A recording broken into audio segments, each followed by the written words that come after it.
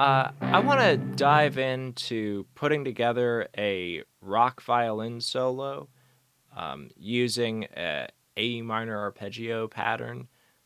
We're going to go ahead and just build this up from the very, very basics, what notes to play, how to play them, up to how I get like a distorted electric guitar tone out of my electric violin. So we're going to be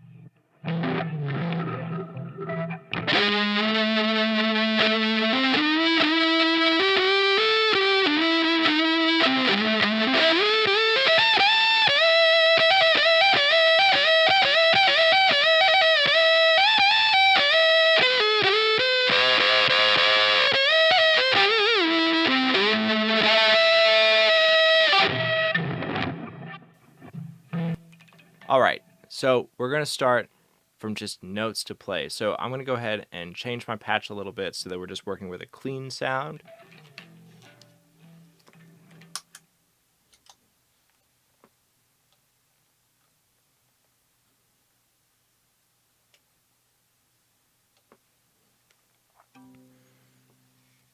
All right, so at the melodic core of that, I'm playing an A minor arpeggio. Now, there are three words there: A, minor, and arpeggio. And we're going to start at the end. We're going to start with an arpeggio. An arpeggio is when we play a pattern of notes that repeats that is not a direct step-by-step scale.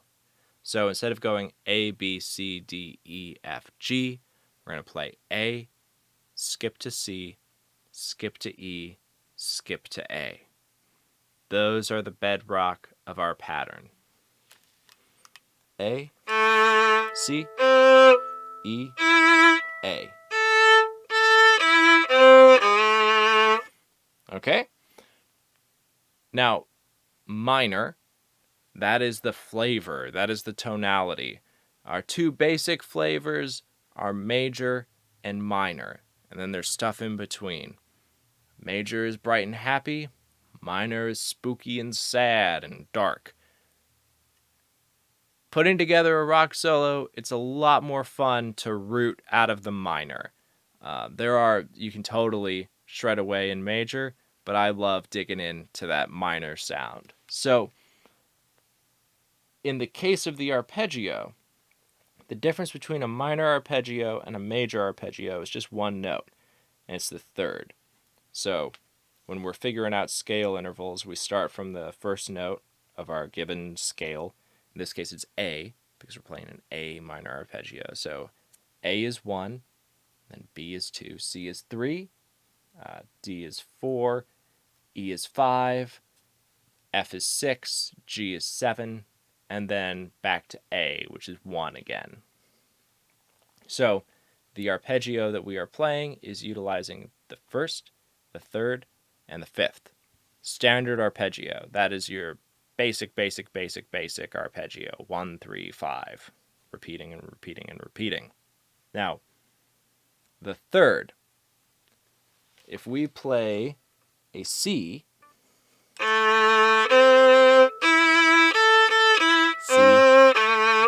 it's minor. If we played a C sharp, it would be major.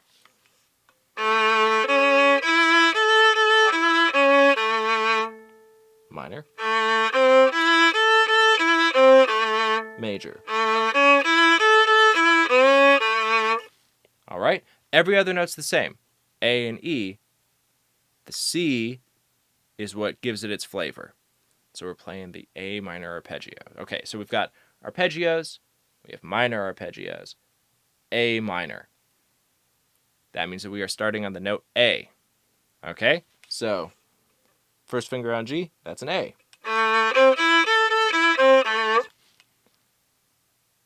Here's what's up with my finger pattern. I am playing a closed position arpeggio, which means that I am not using an open string. First finger, third finger, first finger, fourth finger. Instead of first finger, third finger, first finger, A, fourth finger there. By using a closed position arpeggio, that means that I can just move this pattern where it starts and play a different arpeggio. I could play a B minor arpeggio. I could play an F sharp minor arpeggio with the same finger patterns, just starting in a different place. As long as we learn these patterns without using an open string, we can move them anywhere on the instrument. Even when we're way, way, way up here, we can use that same finger pattern. It all moves with the instrument. So here's an A minor arpeggio, starting with the first finger on G. Here's a B flat minor arpeggio. I just go up to second position. Here's a C minor arpeggio, up to third. D minor, up to fourth. I'll go up to second position on the D string and play an F sharp minor arpeggio.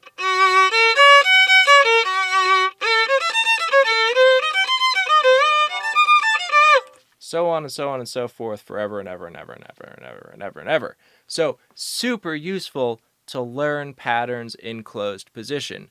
We could learn a different arpeggio pattern. We could do a scale. We could do anything. As long as we don't use our open strings, we can apply it to any key or any chord. All right, so we've got those notes, and we know why they work. It's not the most exciting thing to just go.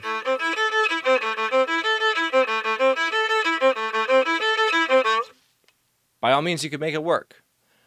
But what we want to do is we want to use those notes, put them into a fun rhythm pattern, and, groove with them for a little bit.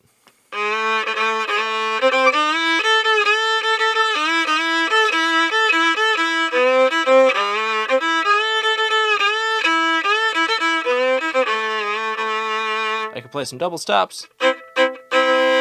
Give it, which is great on an electric. We can really, really dig in there.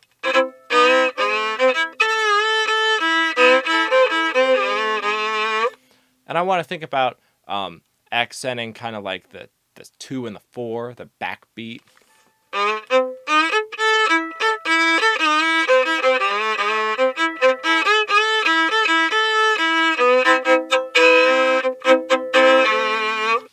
Okay. Now the other thing that I'm doing is I'm putting in, I'm using my vibrato. I'm using different bow attacks just to make it expressive. And I've got some slideys, mostly on those first fingers, the A and the E. I can slide into the A. I can slide into the E.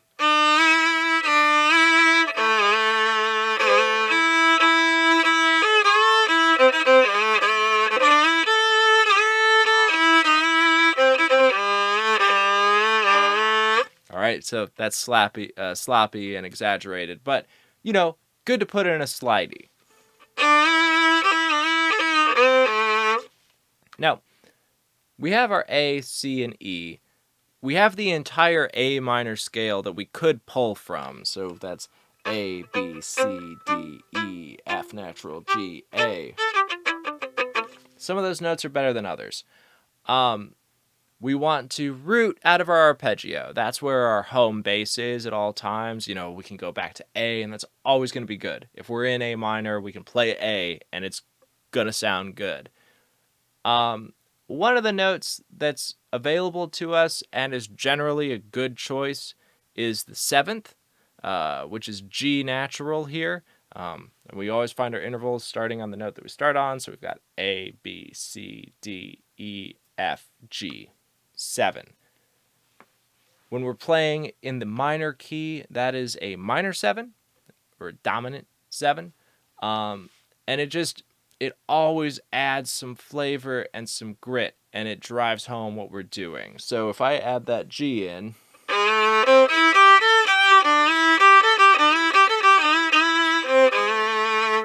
and if I play it as a double stop with the A,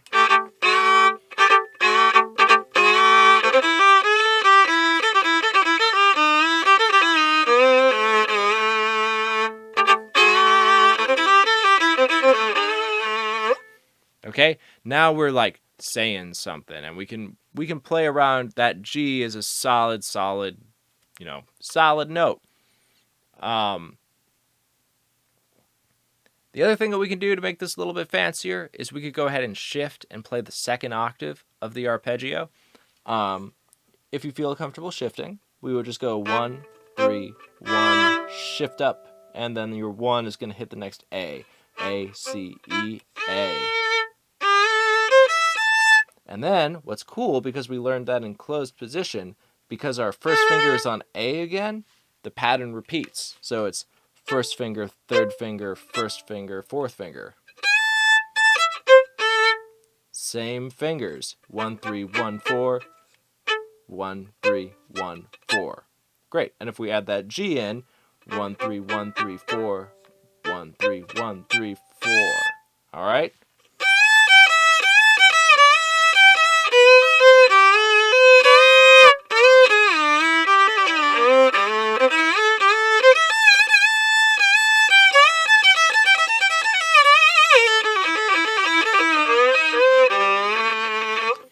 Okay, so that's going to give us a nice range of notes. 2 octaves is great. You can say a lot with 2 octaves.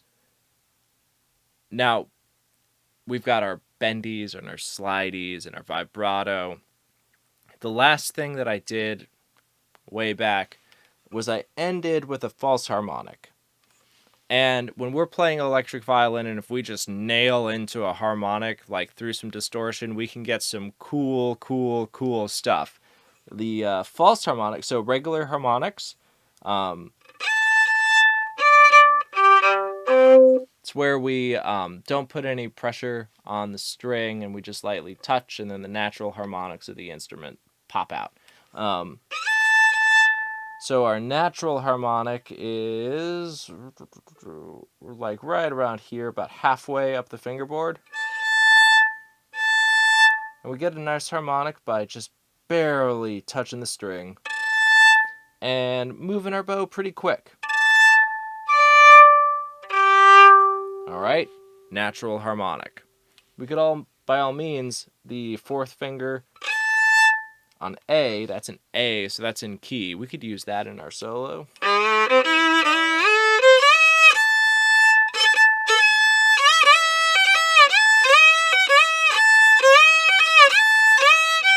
Okay, that's cool. The false harmonic is where we make an artificial nut.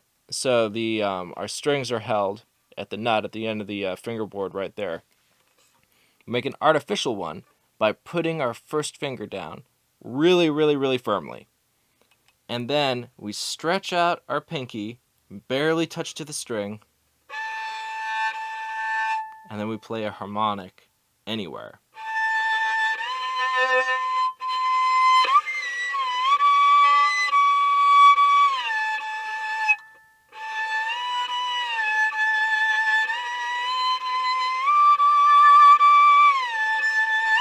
We could drag it all over the place. When we just nail and just hammer onto a false harmonic through some distortion, it sounds really cool. And I'm doing a pretty big shake here. And I'm not using my classical brain. I'm not trying to just play like a perfect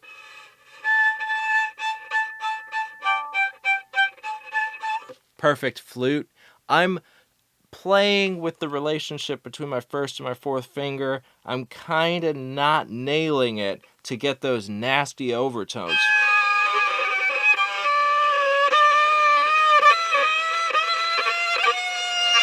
Like, I want it to be gross. The grosser the better in this instance.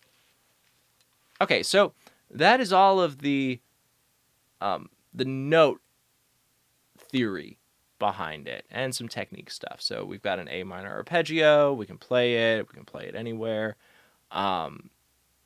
Let's go ahead and let's talk about getting some cool sounds out. So what I'm doing is I've got a HX Stomp, which has and you can do this like if you have a computer. GarageBand has like software amps and everything. You could start playing around with these ideas. Like, these are universal things.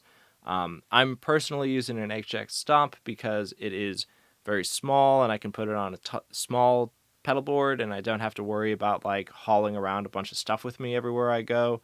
It has a bunch of different effects, reverbs and delays and phasers and wahs and all that on board. And then it has the ability to load a software amp. So, instead of carrying a huge amp, I can put an amp in my pedal board.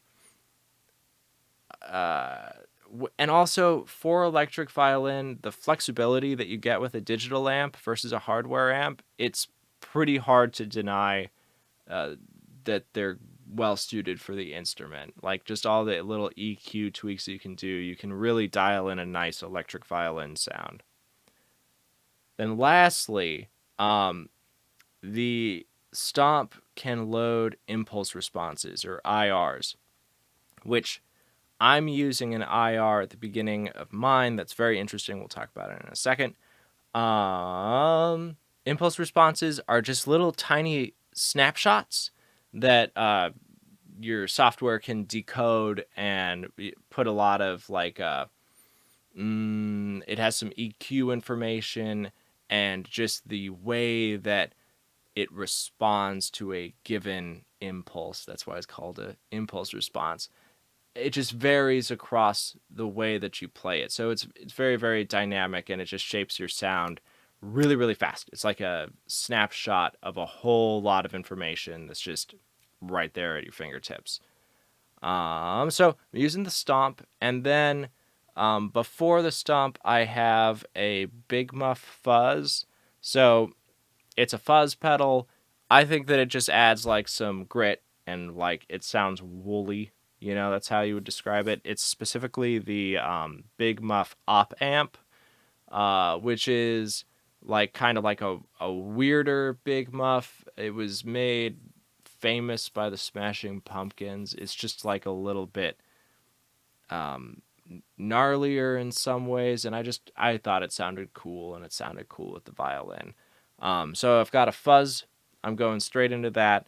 And then an overdrive. It's a Earthquaker Palisades, which is a tube screamer emulator. All right, the tube screamer is just your classic overdrive.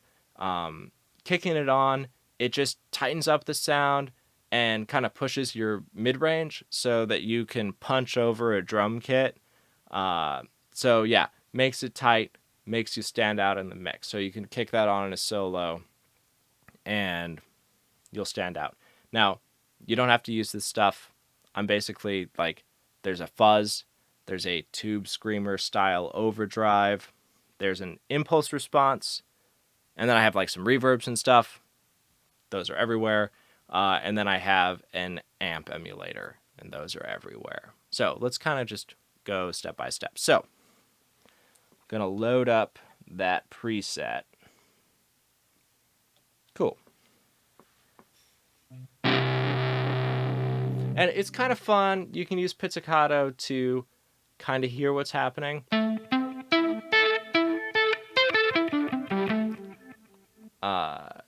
It's very important when you're setting up your tones to record yourself because, I find that you don't get quite the same idea of what an audience is going to hear over a PA if you have your violin in your ear. Even a solid body electric, you're going to hear violin tone, and it's so close to your ear, you're not going to get the full picture of what's going on for other people. So whenever I'm making a preset and figuring it out, I definitely record it and listen back, because otherwise I'm like cranking my speakers to hear myself, and that's just, not smart or safe. Just record yourself, tweak around with your sound, record it again until you have something that you like.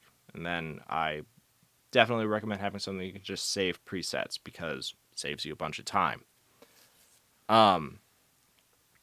So pizzicato is an okay way to just kind of like figure out what the sound is kind of doing, but you're not going to know the whole picture until you introduce your bow, because the bow changes a lot of stuff. So this is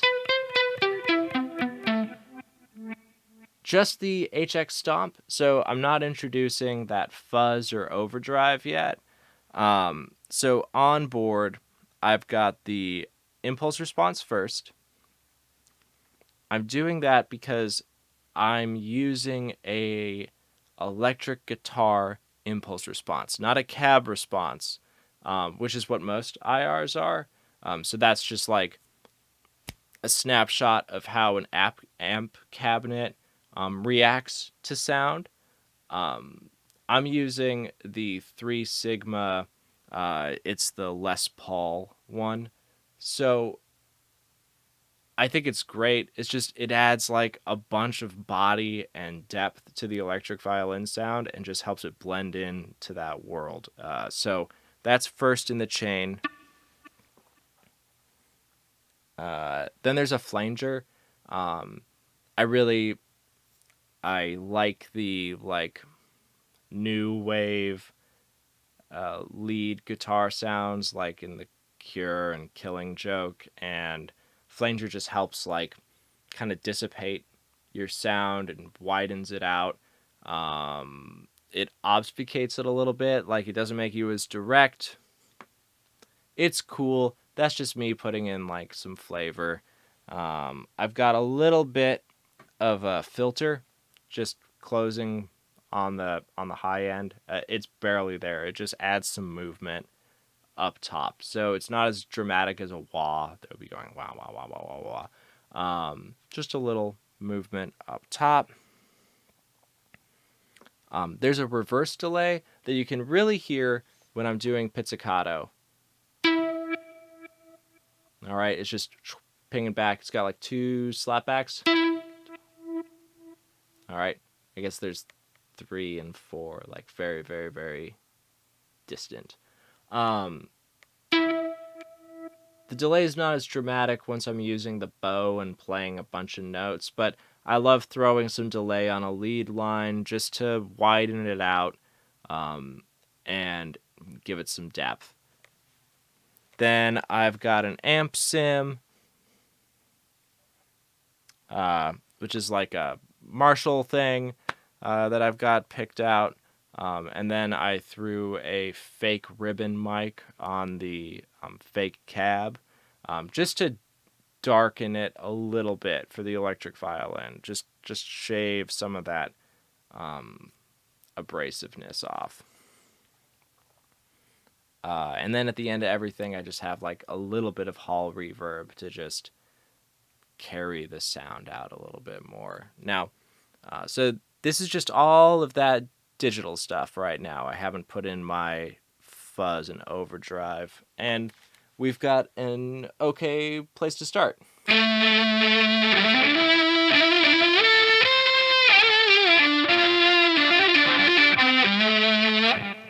Okay. Now, if I kick on my fuzz,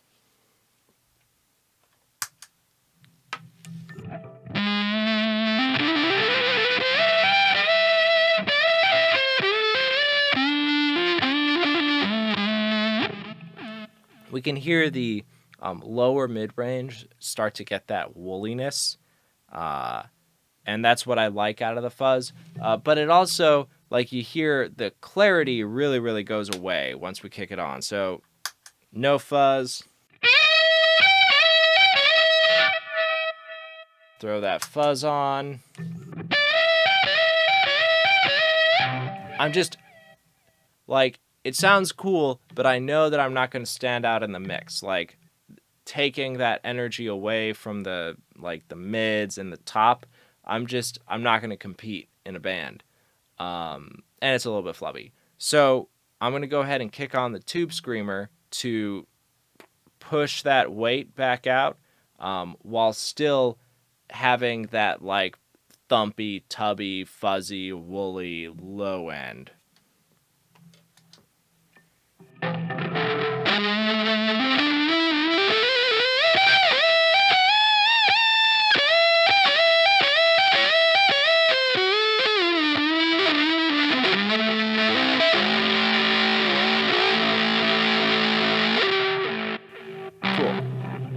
Now, you'll notice I've got that drive on, so I have to be a little more careful about noise and stuff.